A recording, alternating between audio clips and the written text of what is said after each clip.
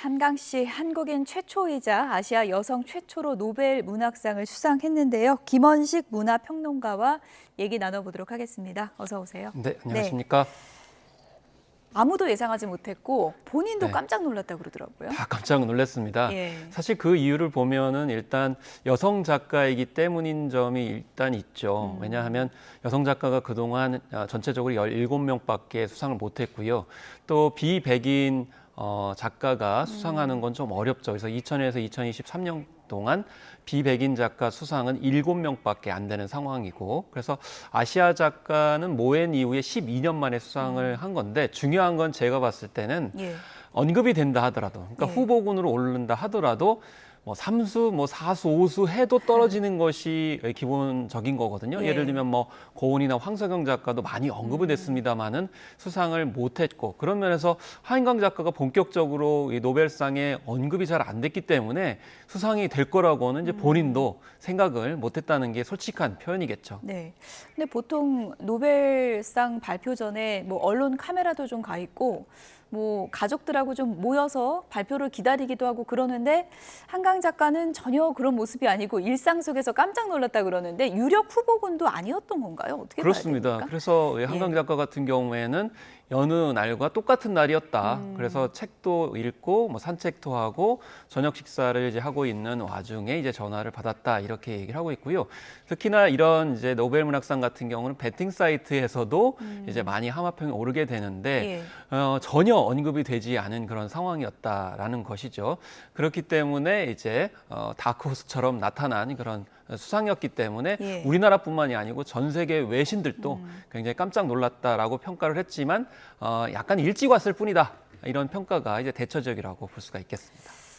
아들과 식사를 마치고 이 소식을 들었다라고 했는데 한강 작가의 수상 직후 인터뷰 내용 잠시 좀 듣고 오겠습니다. Yeah, I just finished dinner with my son, and in Korea it is just like 8 o'clock in the evening. So it is, yeah, it's a very peaceful evening. I was really surprised. I grew up with books in Korean and translated as well, so I can say I grew up with Korean literature, which I feel very close.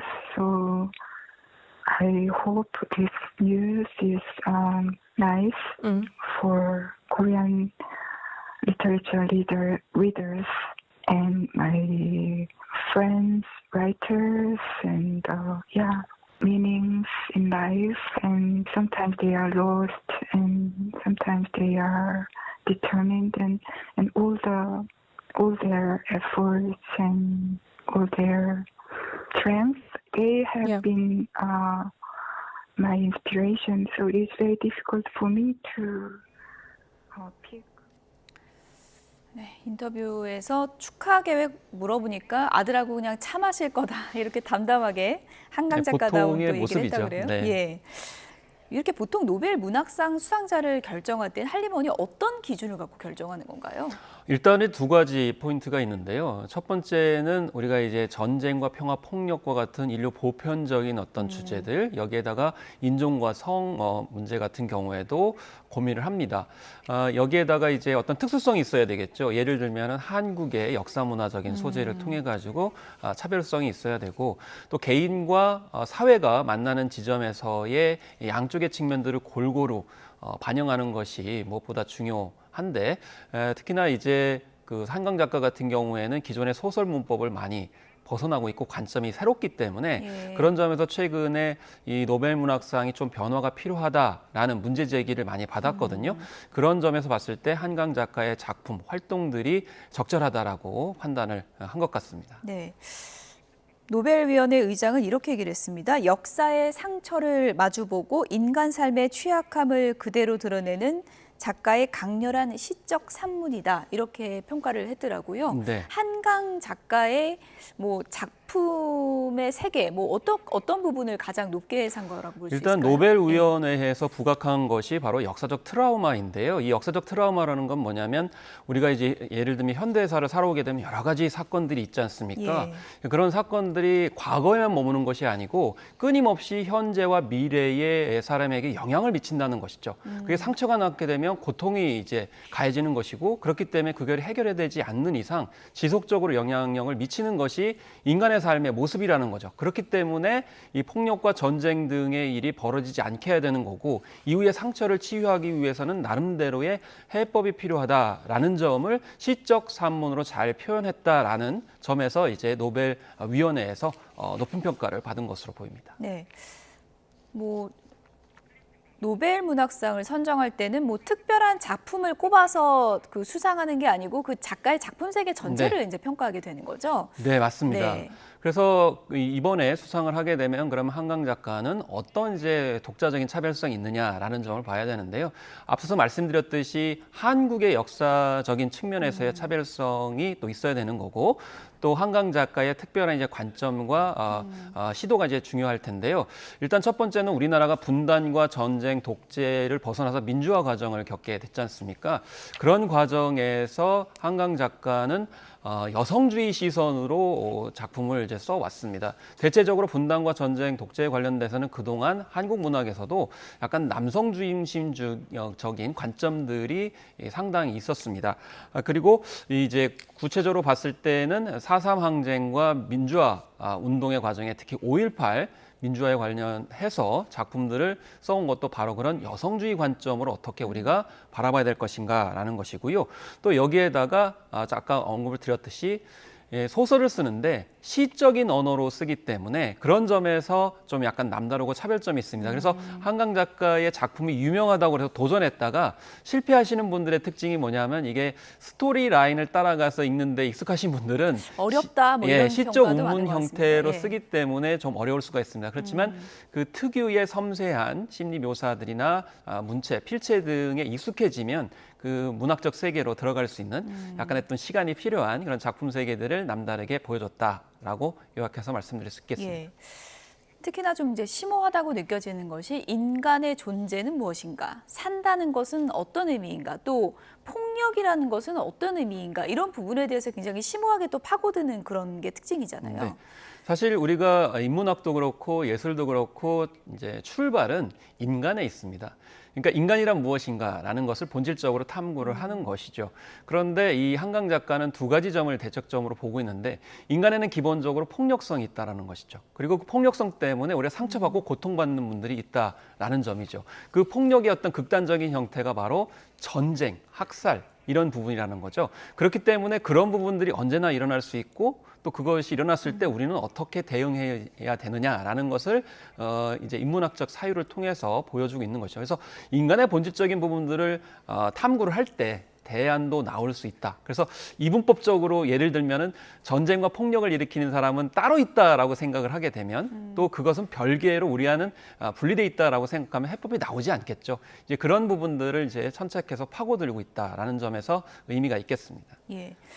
노벨위원회와 수상직구 인터뷰에서는 작별하지 않는다 이 작품을 추천했다고 하는데요. 한강 작가가 이건 어떤 작품입니까? 작별하지 않는다는 이제 최근작이라고 볼 수가 있겠습니다. 그래서 여기서 작별하지 않는다의 의미가 중요한데 예. 작별하지 않겠다가 아닙니다. 이거 않겠다 같은 경우는 자기 의지가 해당이 되는 거죠. 근데 예. 작별하지 않는다는 정언명법처럼 이건 진리라는 것이죠. 이게 무슨 얘기냐면 아까 말씀드린 것처럼 한국 현대사의 이제 상처, 고통을 일으킨 사안이 있죠. 바로 4.3 항쟁이 되겠습니다. 그래서 4.3 항쟁의 어떤 아픈 역사 그리고 기억을 공유하는 세 사람의 여자가 만나게 되면서 겪게 되는 그런 이야기를 이제 펼치고 있기 때문에 결국에는 4.3 항쟁이 주었던 상처와 고통을 잊지 않겠다라는 그런 의지를 정언명법으로 잊지 않는다라고 표현을 했기 때문에 어떻게 보면 그동안 한강 작가가 탐구해왔던 문학적 작품의 시도들이 좀 응축돼 있다 이렇게 이제 거꾸로 보셔도 될 것 같습니다. 네.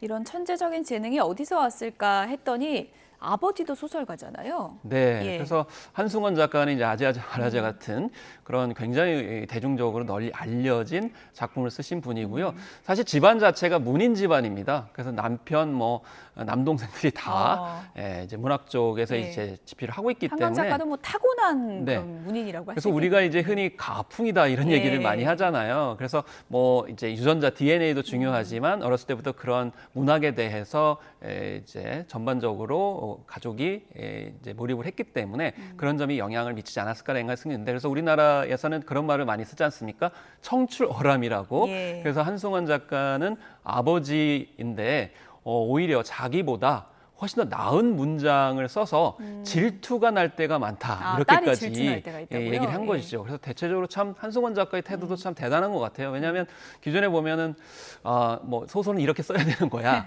뭐 이런 거야라고 예. 하기 쉬운데 오히려 열린 자세로 임했기 때문에 오히려 그런 태도들이 한강 작가가 자유로운 작품 또 실험적인 작품들을 내놓으면서 성과와 결실을 이룬 게 아닌가 이렇게 생각을 해봅니다. 본인의 작품 철학을 강요하기보다는 네. 딸의 그런 자유로운 작품 세계를 존중해주는 그런 그렇습니다. 아버지인 것 같은데요.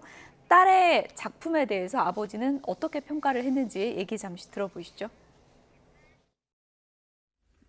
우리 딸은 문장이 아주 섬세하고 아름답고 슬퍼요. 강의가 소속되어 있을 듯 싶은 4세대의 문학인들의 문학 자세가 말하자면 환상적인 리얼리즘의 영향을 받았느냐, 그런 것을 가지고 있느냐, 신화적인 맛을 가지고 있느냐 하는 건데, 언젠가 한 번은 내 소설 속에 그 신화적인 환상적인 리얼리즘 비슷한 요소가 들어가 있었어요.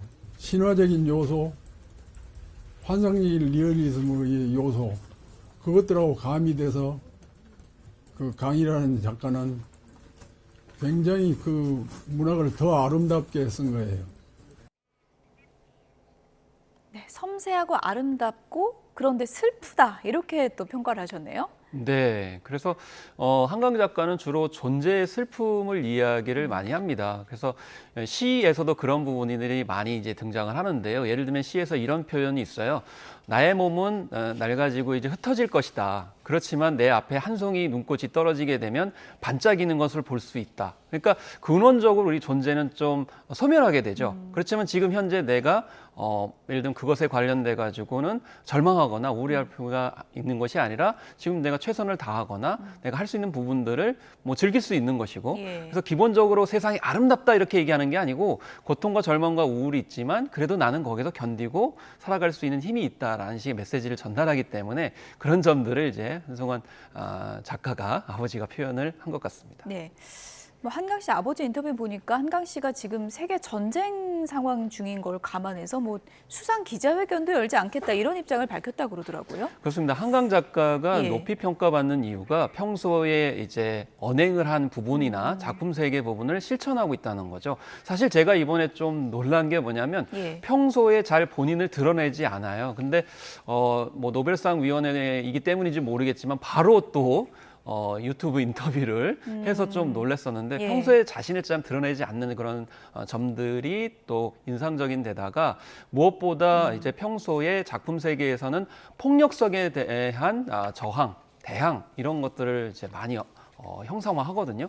근데 지금 우크라이나 전쟁 그리고 이스라엘 전쟁 같은 경우는 폭력성의 극점에 있는 거거든요. 최정점이 바로 전쟁이기 때문에 예. 그 전쟁 때문에 뭐 양쪽에서는 자기가 옳다고 얘기하지만은 어쨌든 수많은 사람들이 죽고 다치고 그에 따라서 상처와 트라우마가 계속 생겨나고 있거든요.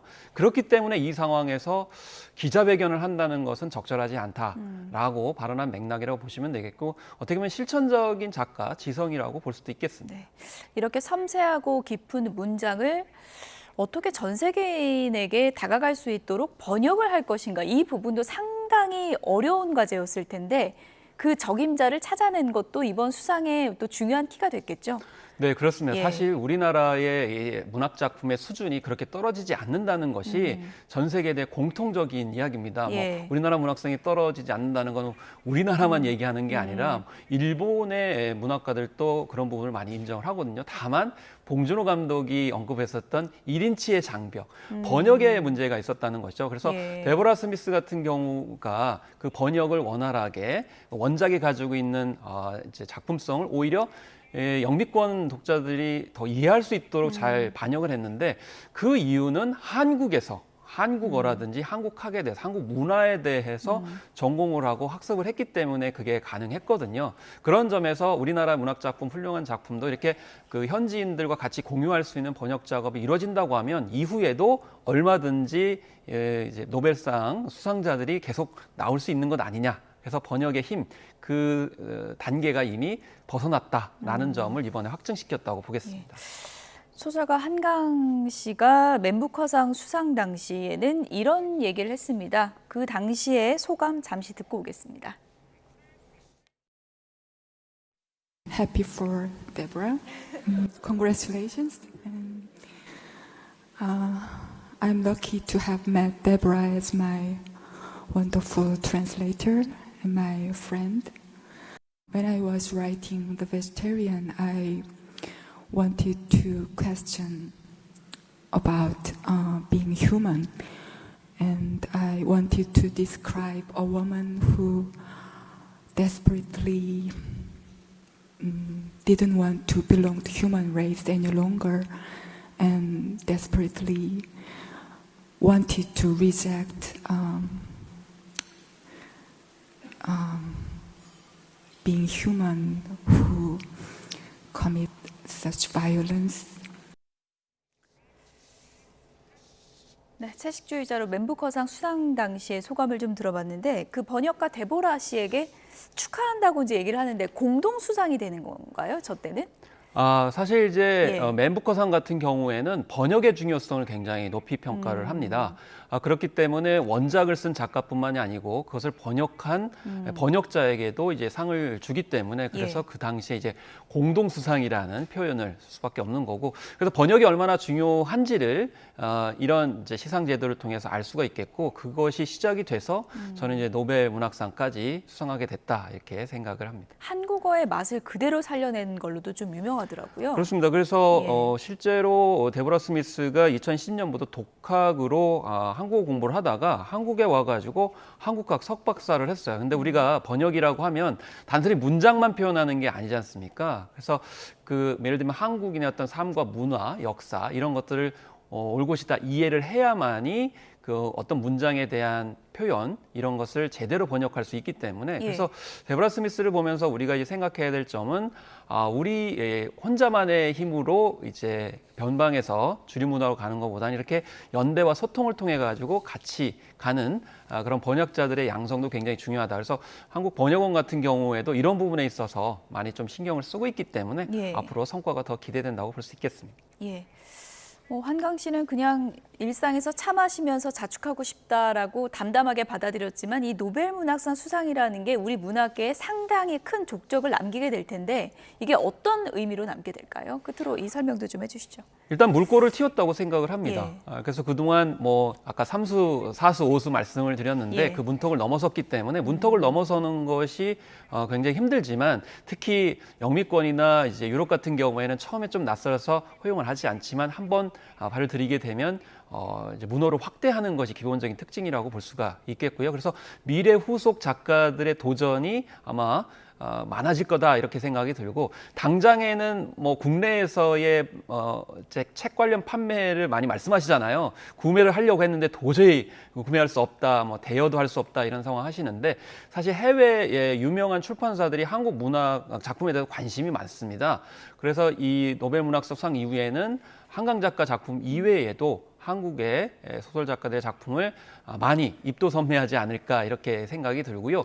또 한편으로는 이게 문학에만 그치는 것이 아니고 아무래도 전반적으로 K 콘텐츠에 대한 입지와 위상이 올라가기 때문에 우리 문화예술의 어떤 수준 그리고 세계적인 관심이 동반 상승하면서 시너지 효과를 내지 않을까 이렇게 생각을 하고 있습니다. 사실 무라카미 하루키도 그토록 받고 싶지만 아직 받지 못한 노벨 문학상 한강 작가가 이제 거머쥐게 된 건데요. 미래 문학인들에게 또 멋진 네. 이정표가 될 것 같습니다. 지금까지 김원식 문화평론가였습니다. 고맙습니다. 네, 감사합니다.